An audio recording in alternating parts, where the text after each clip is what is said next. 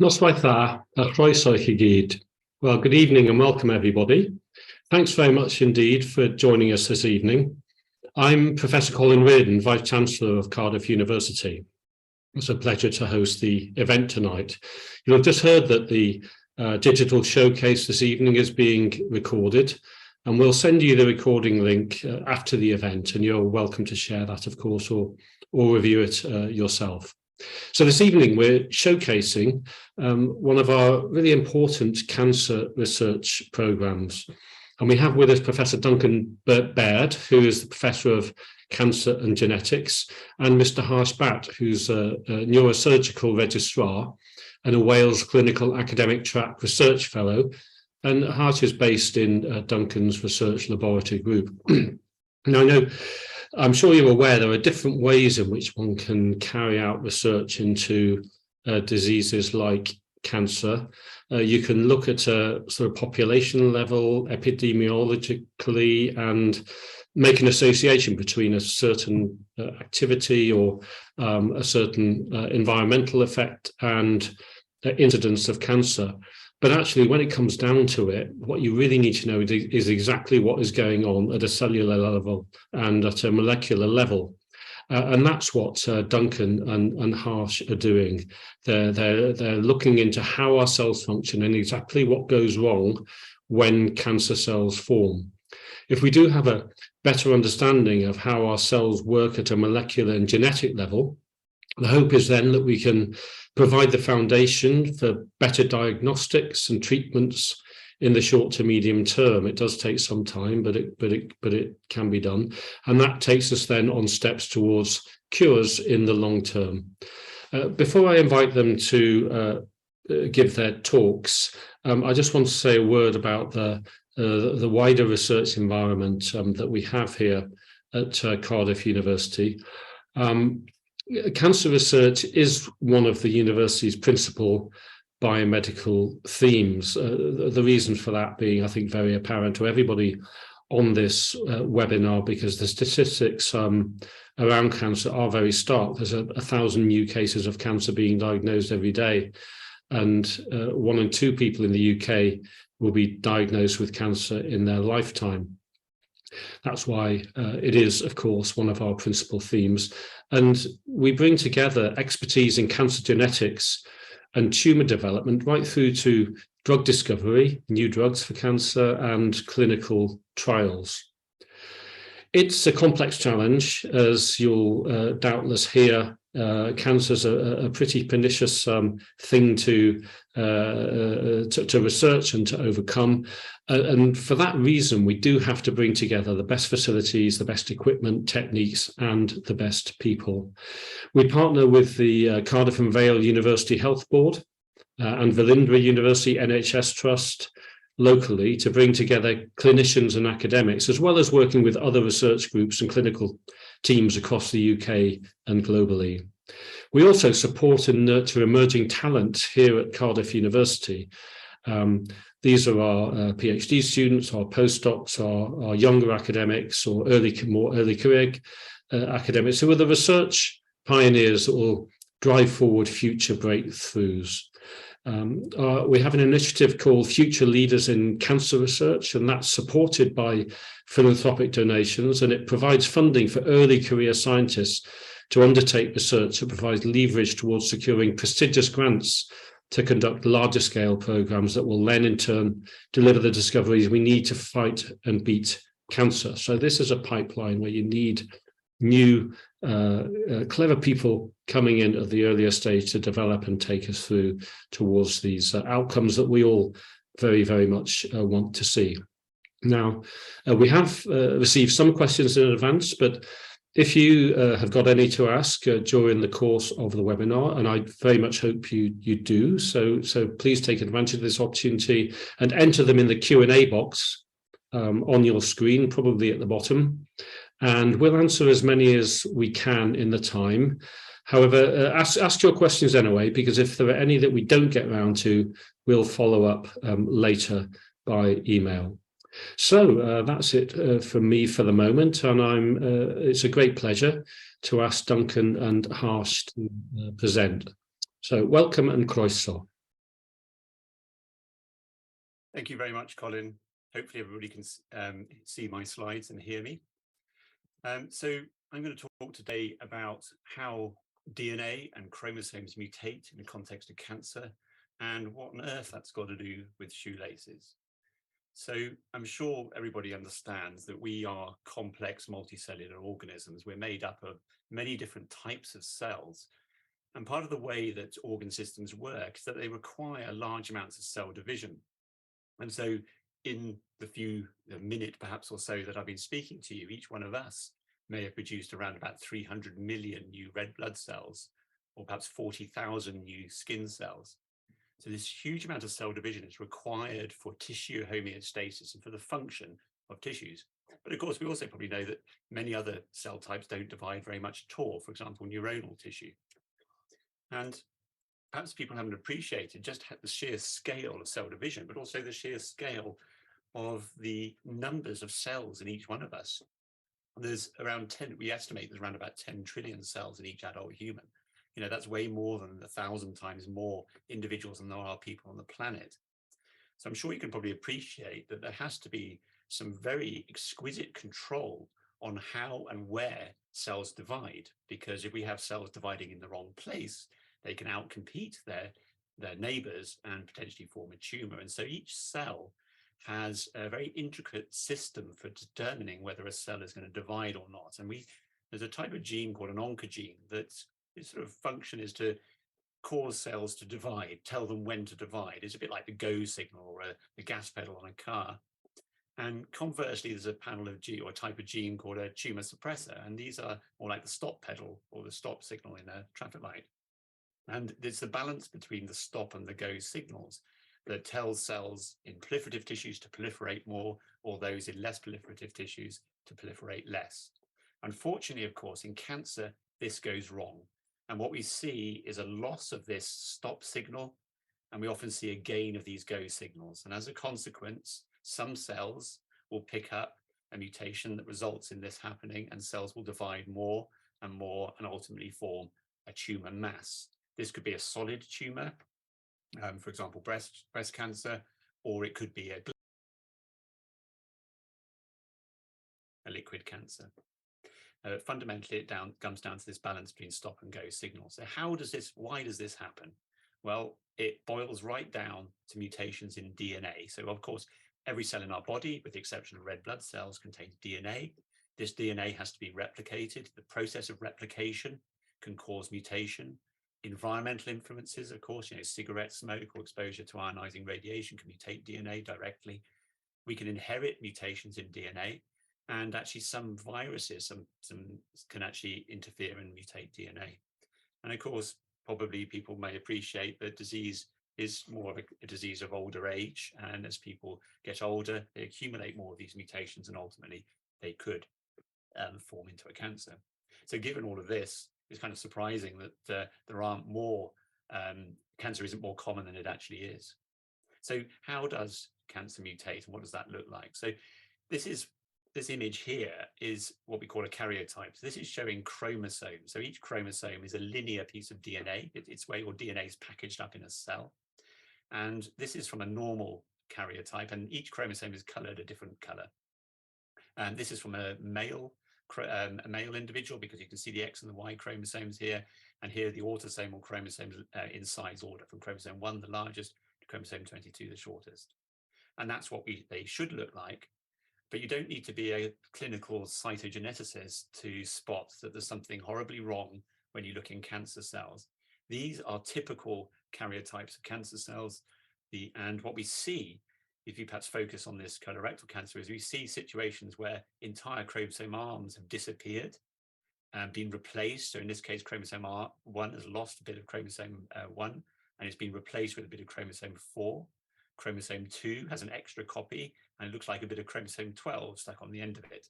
So it's a bit like taking a book, taking a handful of pages out and throwing them away, or taking another handful of pages and duplicating them and gluing them into another part of the book. Very quickly, that book won't make sense. And in the context of a cell that's becoming a cancer cell, this is what essentially was happening. The genome, the instruction manual for those cells is changing. Why does this happen? How do we go from this nice, normal-looking chromosome 1 to this mutated chromosome 1? Well, we think it's down to this mechanism that we've been working on for many years now. And we think it comes down to this structure called a telomere. It's the cap that's found at the end of the chromosome. We call it a telomere. In Greek, that means end part. Just sounds better to call it a telomere. And we think this like caps the end of the chromosome. And the analogy is that it's like the cap on the end of a shoelace, which is called an aglet. And so when telomeres are functional, telomeres are long, and I'll illustrate a bit more about this later. They're long and functional, and you have a nice looking shoelace that seems to work. The aglet is there, but of course, over time, we all know these aglets can fray, or can fall off, and ultimately the shoelaces can fray. And essentially, this sort of thing happens in a chromosome, and it causes damage to the chromosomes. So what does a telomere look like in molecular detail? I won't go into too much detail on this, other to really illustrate that at the DNA level, it's made out of a DNA sequence, TTA-GGG, tandemly repeated into arrays of several thousand units long.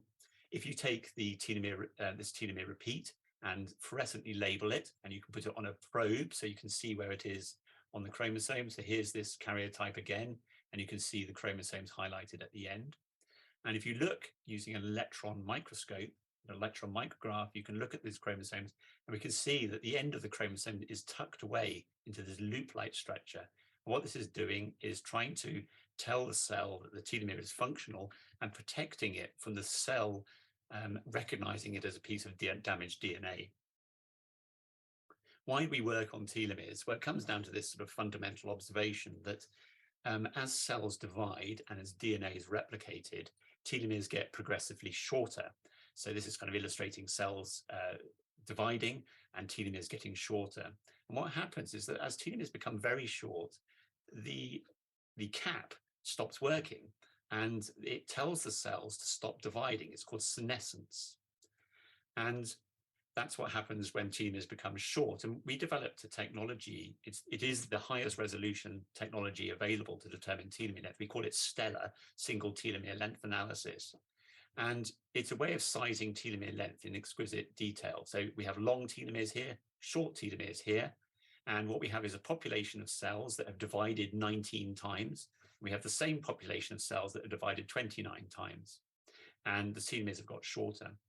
And what happens with these cells, as telomeres become short, the cells stop dividing and they become senescent. So this is what a cell culture looks like as cells divide. So we have is cell divisions up the left here, and then we have the days in culture. We can see this culture grows nicely and then it stops dividing. This is what normal human cells do. But in total contrast, if you take a cancer cell, cells never stop dividing. So long as you keep providing with nutrients and keep them in the right conditions, they won't stop dividing. People may have heard of a cell line called HeLa. This was derived from a patient who had cervical cancer and sadly passed away with her disease in the late 1950s. This was the first cancer cell line to be established, and it's still in existence today. In fact, this lady lived in America, but we have her cells growing in our lab here in Cardiff, and people all around the world have these cells. They never stop dividing. And the difference, the reason for that is that these cells have expressed an enzyme called telomerase that stops the telomeres becoming short, and so they can carry on living forever. Just by way of an illustration of what telomerase does, this is a system that we developed where you can put in telomerase into these cells and the telomeres become long. And when you do that, instead of undergoing senescence here, the telomeres, the cells live forever. So you put in telomerase, these cells go on forever. The reason why I'm sort of stressing this is because this loss of telomeres limits the ability of cells to divide, and it provides this really stringent tumor suppressive mechanism present in long-lived species like humans. So what does telomere look like in cancer? So we spend a lot of time studying the processes of telomere erosion and what happens when they become dysfunctional. And we've been looking at this in various different cancer types. And one thing that's obvious from cancer is that when you look in the normal cell, so here's N equals normal and T equals tumor, you can see the telomeres are short. For example, here is a blood cancer, here's the normal cells, here's the cancerous cells. So telomeres become short in cancer. And in fact, we can detect that telomere shortening in very, very early lesions indeed. If, for example, in colorectal cancer, you may be familiar with adenomatous polyps that can be found, and they're an early stage lesion. You can see telomeres being short in those lesions as well. So what are the consequences of this? Well, this is illustrating telomeres in chronic lymphocytic leukemia, so this is blood cancer.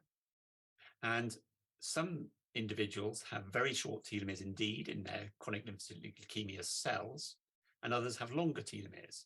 Those with short telomeres have what we call telomere-telomere fusion. So the cap has gone, the chromosomes have frayed, and now they're actually getting tangled up with one another. And that's really bad because that causes mutation in chromosomes.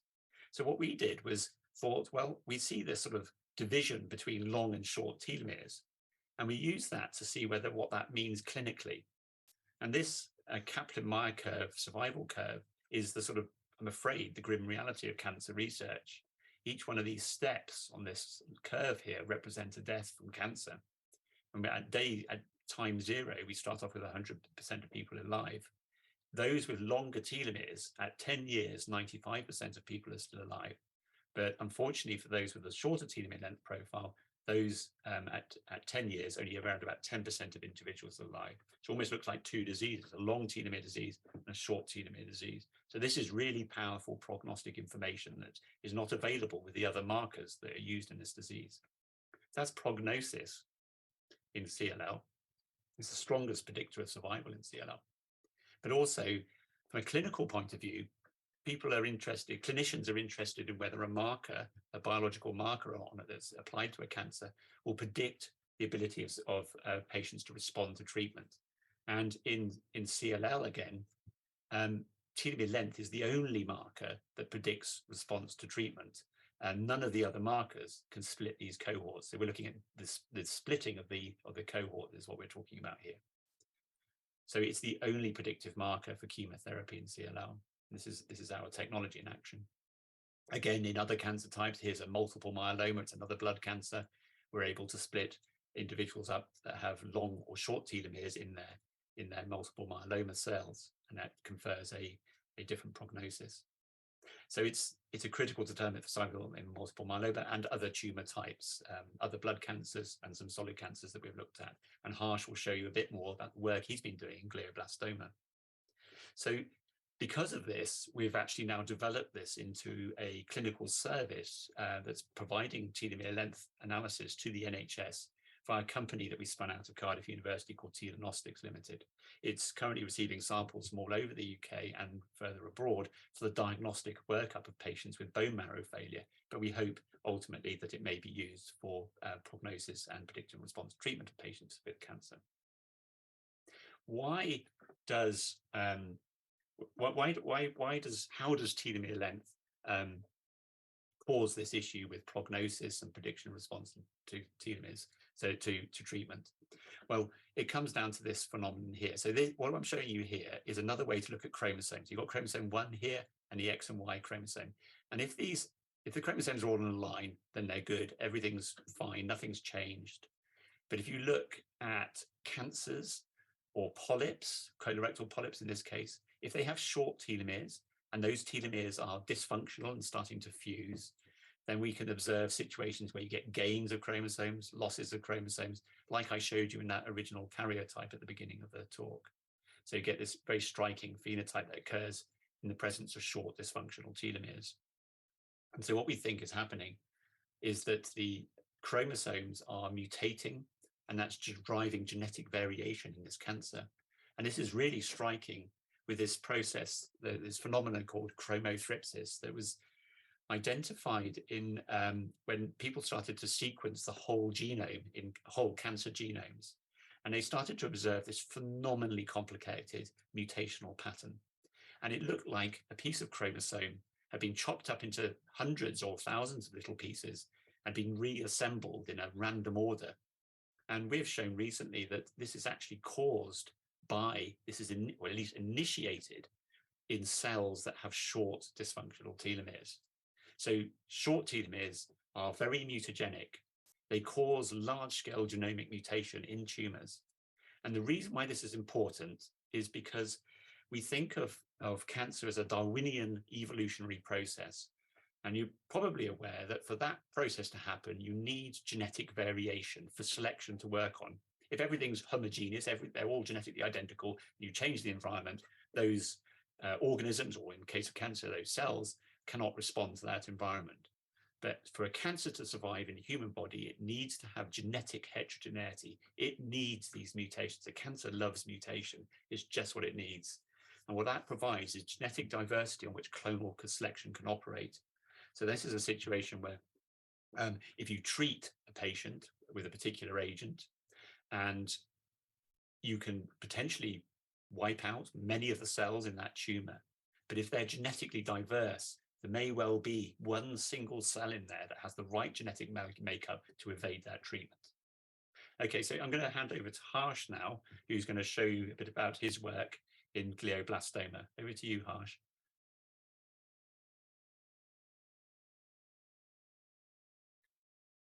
Thank you very much, Prof. So I think...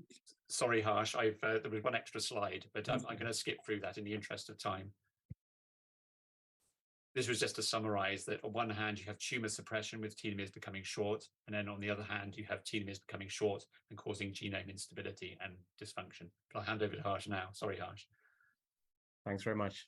So you guys have all heard about telomeres and what they are, what their role in cancer is, and why it might play a real key part in both the growth and the formation of a cancer, and sometimes the cancer coming back as well.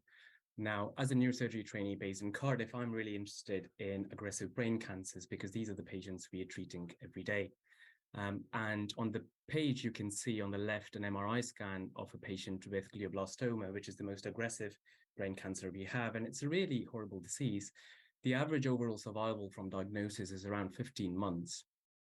In the page in the middle, you see some data from Cancer Research UK that came out a few years back. And this is showing basically the average 10-year survival of various cancers over the last few decades. And you can see that there are some cancers like melanoma and breast at the top, where we've made really good progress with things like immunotherapy or targeted treatments. Whereas in the cancers at the bottom and brain cancers in pink, you can see that we're really lagging behind. And so it's key to know why that is and what we can change. Finally, on the right, you can see that in terms of all solid organs as well, the other thing that brain cancer really doesn't help with is it provides the most damage to the years of potential life that a patient loses, both because often of earlier diagnosis, but also the debilitating side effects that having the cancer has. So a key problem in neuro-oncology at the minute in treatment of brain cancers is how do we predict survival better in our patients? And how can we predict how they will respond to novel therapy better? Next slide, please. So on the next page, you can see that these are all the genes that we know on the left-hand side that relate to either inherited risk in terms of the genetic risk of developing this aggressive brain cancer, or the mutations that we develop in our lifetime.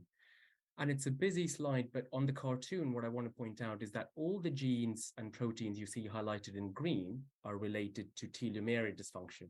And that's either the structure or the function of it. So ATRX, third promoter mutations, other things like 1p19q co-deletions. These are all words, gain of chromosome 7, loss of chromosome 10. These are all common markers and words that we use when diagnosing someone's brain cancer and formulating the treatment for it. We just don't quite know why it's important. And this is only something that's starting to come out in the last 5 or 10 years. What's new and what might be interesting for us to see is the study questions that we had. So the top thing we wanted to see was, does telomere length have an impact on the survival in our patients? And as you heard earlier, we've got a really high precision sensitive technique to accurately measure telomere lengths in these patients. If they have a change in their telomere length, do they also have these other hallmarks of genomic instability? So do they get these abnormal fusions between their chromosomes? And we can look at this at the single molecule level now. And lastly, if we see that, what is causing that? What are some of the molecular mechanisms? And can that help us to try and decide how we treat these cancers? Next slide, please. So on the top left, I want to start discussing some data with you. And I think one of the things we saw earlier in Professor Baird's slides is that telomeres also get shorter with cell division.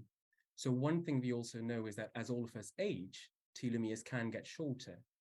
But in the curve on the top left, you see age at diagnosis at the bottom in our cohort, which was a total of 151 patients with this brain cancer. And on the left side, you can see mean telomere length, so the average length of their telomeres. And you can see that there's a flat line through the middle. There's no real correlation. It's not that the patients who were younger to start with had a longer telomere and that they got shorter as patients were more old at the age of diagnosis. So we think that the telomeres are short irrespective of the age of diagnosis, and it's probably more to do with the cancer itself. You see an American indie rock band at the bottom called MGMT, and this is what you get when you type it into Google. But MGMT is also a DNA repair enzyme that is the most common biomarker that we tend to use for predicting what chemotherapy to give to our patients with glioblastoma. And some of you may have heard of a drug called temozolomide, which is an oral tablet. So on the right is some really interesting new data that's coming out, and that's the work that we've been doing over the last few months. We wanted to show you some data in patients who've had all of their cancer removed, as far as we can tell on brain scans. So these are patients who had complete resection of their brain tumor. And you can see that there are survival curve differences. The red and pink ones at the bottom on the top right graph show that the patients with unmethylated MGMT, so it's a change in this enzyme that happens in these patients, do worse in terms of their overall survival. The patients who have methylated MGMT in blue curves do better and have longer lengths of their survival curves to the right. Now, this is something we've known about, and it shows that our data matches what's out there in the literature. What's really interesting is that when you only look at the patient with short telomere lengths, which are the outer two curves of this envelope, and we can focus that at the bottom of the page in the bottom right curve, you get a big separation in terms of what their average life expectancy is. And the median survival, which is the line in the middle, shows that the average for someone with unmethylated enzyme and short telomeres is just over a year, whereas those with methylated enzyme and short telomeres is over 3 years. And so you get about 2 years difference in survival, which is huge for a patient with this kind of cancer. So we want to see why this is happening. And on the next slide, we look at a little bit about what we see in terms of other types of dysfunction in this cancer. So the left side shows these fusions that we talk about, and this is one patient, GBM22, and all the arrowheads show these little gray bars, and they characterize these abnormal joining between chromosomes, which shows that probably what we are looking at is a highly aggressive cancer, which we already know from their disease, but also might show some hints of why it's happening and are there therapeutic targets. If it's happening in one patient, what about the others? So on the right, you see that all the blue dots are patients we analyzed for fusion analysis, and they confirmed to have fusions in their glioblastoma samples. Black ones were ones where the DNA wasn't good at quality in 3 patients to be able to tell that. And red is the only patient we couldn't see telomere fusions in. So this shows that actually telomere fusion and dysfunction is a hallmark in GBM, and it's quite common. And finally, on the last slide, I want to show you what some of the mechanisms might be. So we've now got ability to do this kind of state-of-the-art molecular sequencing to know the nature of these fusions. And it's a busy slide with some complex diagrams, so I grant that. But on the left, what we are trying to show is that this is how you can view the whole genome itself in genome viewers, and we can look at which chromosomes are joined, how the mechanisms of these fusions are happening. And the blue letters in terms of the single nucleotides that make up our DNA, you can see that the same sequence of 10 nucleotides is repeated. That shows that why this abnormal fusion has happened between these 2 chromosomes. Now, that's a really unique mechanism that tells us a bit about what the DNA repair mechanisms are happening for why these kind of fusions happen. And there are already targeted druggable therapies that are out there being given to patients with glioblastoma across the UK, but in a way where we don't know this molecular mechanism behind these patients. And so we can't pick out who will do better from these therapies and who won't. So this might be potentially predictive for patient response, and that's quite exciting. So I'll leave you with that. We can talk about a bit more in questions afterwards, and I'll give it back to Prof. Baird. Thank you very much, Harsh. So just to summarize, really, I think we can probably summarize this final statement, really. It's important to understand how telomere dysfunction occurs, where it occurs, and we've already shown that this provides useful clinical information, and we hope that it's also going to yield potential therapeutic opportunities. So hopefully that's one takeaway message. And if you haven't remembered any of that, you might remember that the thing at the end of the chromosome is an aglet. So I'll just thank everybody in my lab who've all over the years have contributed to all of this sort of work, and in particular our funders, Cancer Research UK, who funded us for many years, and many other charities. So thank you very much, and I'll finish there. Well, thanks very much indeed.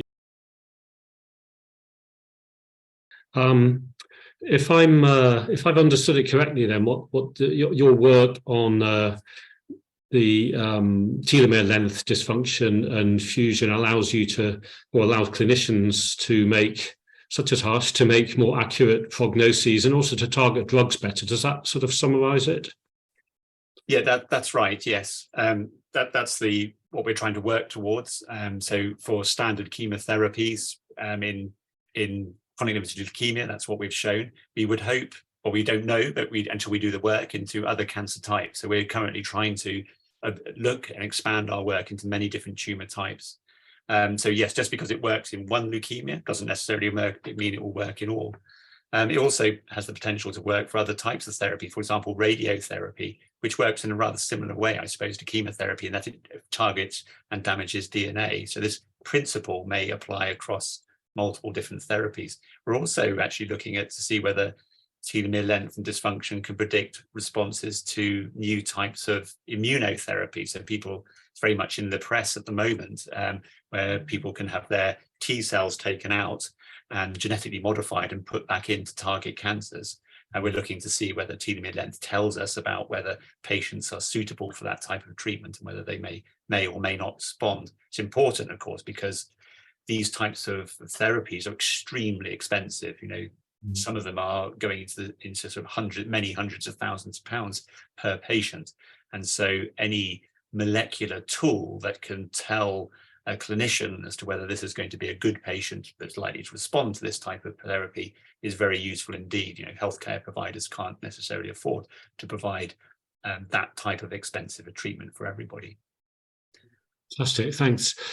So I'll just move to a pre-submitted question first, which is that it's what excites you the most about your research. I think you probably answered that to a degree, but what do you think will be the next big breakthrough in cancer research, or what breakthrough perhaps are you aiming at in your area? Well, yeah, I mean, we hear a lot about new exciting therapies that come into the press quite a lot, and everybody thinks they're going to be a panacea that's going to cure us all of cancer. But the reality is that some of them are fantastic and do work well in some patients, but not all patients. And one of the reasons for that may be apparent from what I was trying to illustrate briefly today was that when a cancer forms, it becomes genetically heterogeneous and progressively more difficult to treat. The longer it stays in the patient, the more aggressive, the more heterogeneous it becomes. And so, I think the next big breakthroughs are going to come along in technologies that allow us to detect cancer earlier, so you can treat it earlier before it becomes that super aggressive malignancy. By the time you got to that super aggressive malignancy, they can be very, very difficult to treat. And the ideal situation is that we can identify patients that have these early stage cancers, we can image them, and then people like Harsh can come in and cut them out. That's the best way to cure cancer, is by physically removing it from the body, not leaving it in there any longer than absolutely necessary. That's a very simplistic way, but that's where I would like to see the next big breakthrough. And CRUK and other funders are very much interested in pushing this as an area, early detection. What technologies can we develop that may provide an earlier detection? And we're kind of working in this area as well. So one area of interest is in liquid biopsies, the ability to detect markers, things that have come from tumours in just circulating in the blood. And in individuals where you don't even know that there's a cancer there may well be some signatures that you can pick up that tell you that there's potential cancer, and then you can image and try and look for it. And we've been starting early stages of looking at that in the context of telomeres fusing and that sort of thing.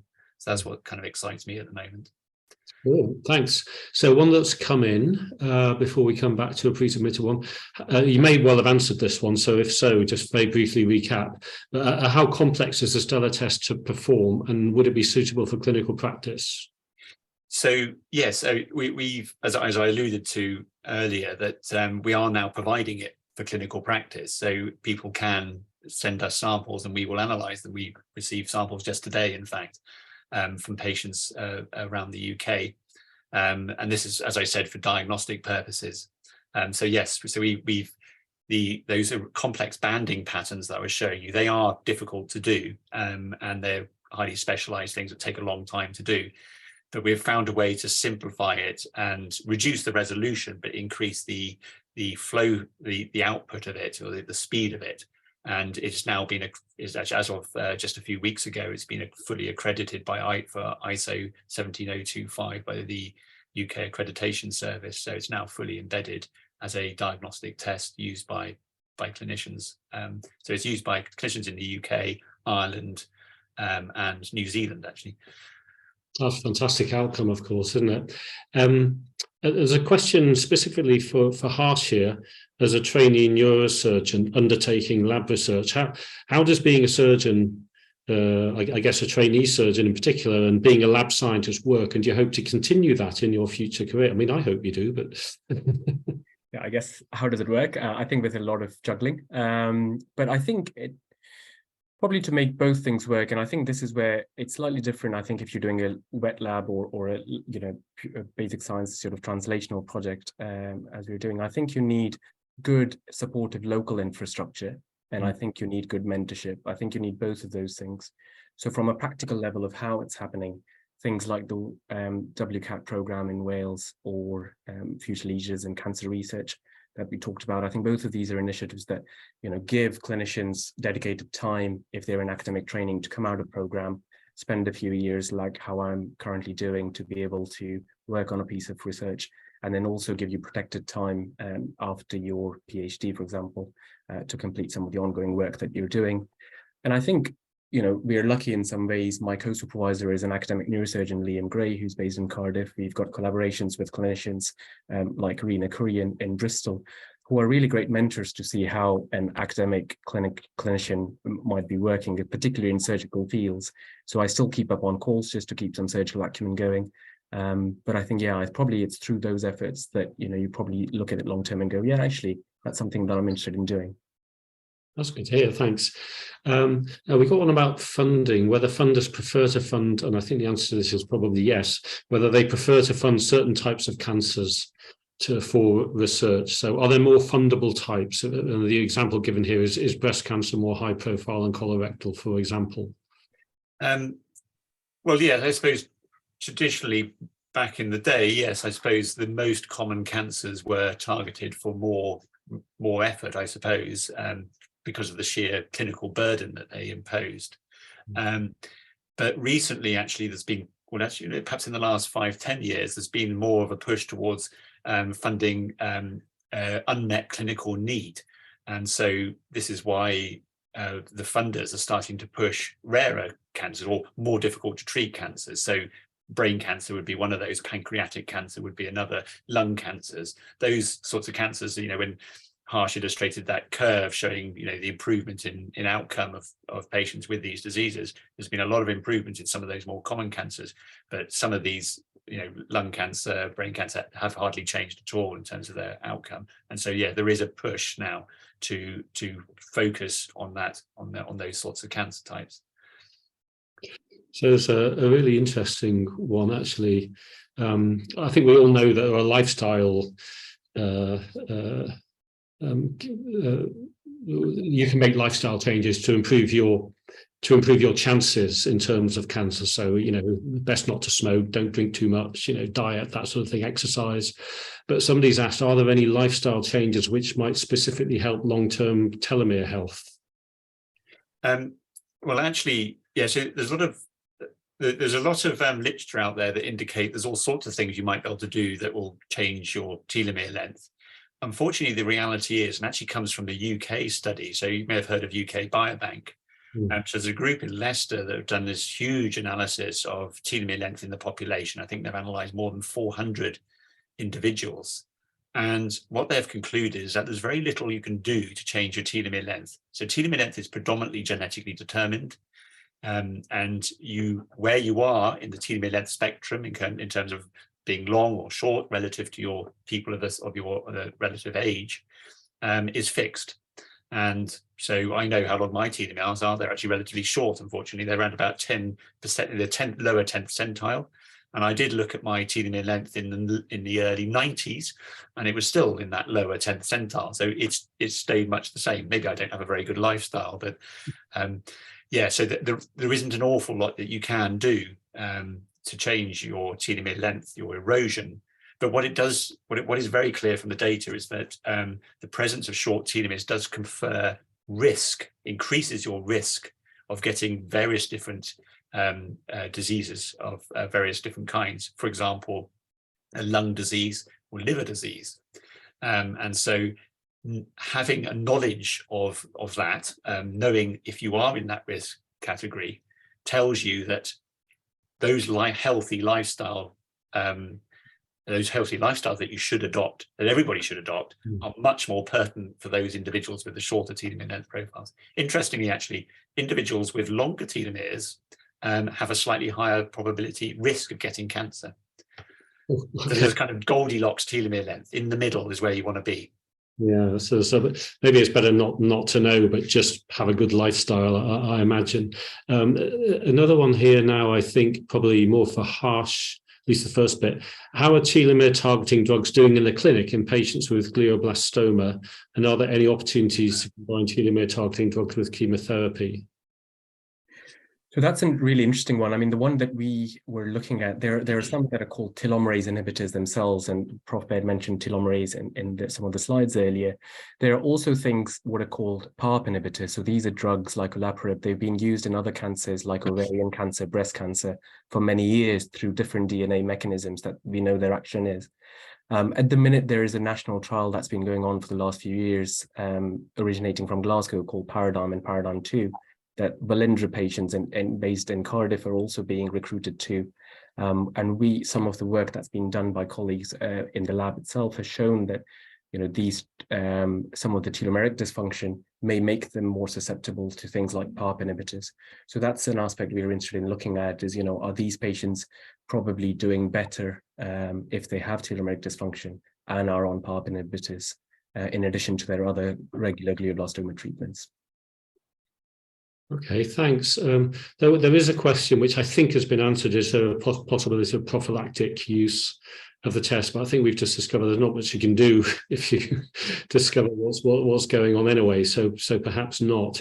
And there's a number of relatively technical ones which I think we will do afterwards because we're almost out of time in the after the webinar. But there is one I think which is perhaps an interesting. What are the differences that cause the short telomeres in cancer chromosomes to fuse rather than normal chromosomes? Do you know anything about what's going on there?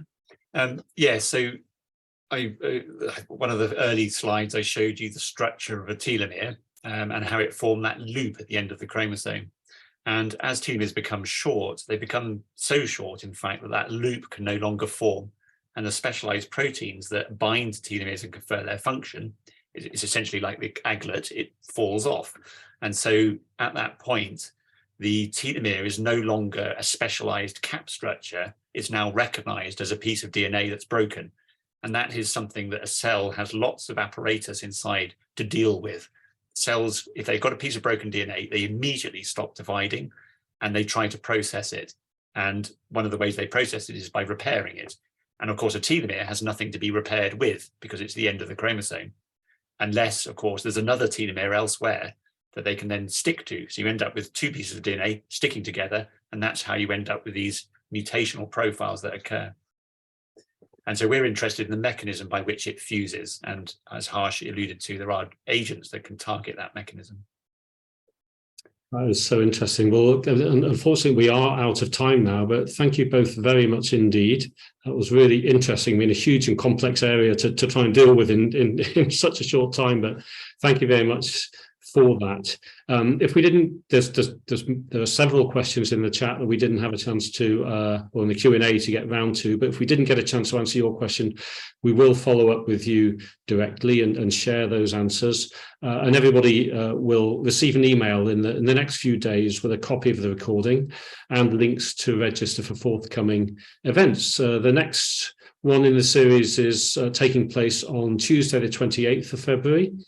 And we're going to hear then about the research taking place at Cardiff University to understand how the immune system is affecting dementia. So that's another fascinating one that will be of broad interest, I think. So if anybody watching would like to get involved with Cardiff University, volunteering time to help our students or helping us to fundraise for our research, please do follow the link in the comments box. Thank you very much indeed for joining us. I hope you found it as interesting as I did. Diolch a hwyl fawr. Thank you very much and goodbye.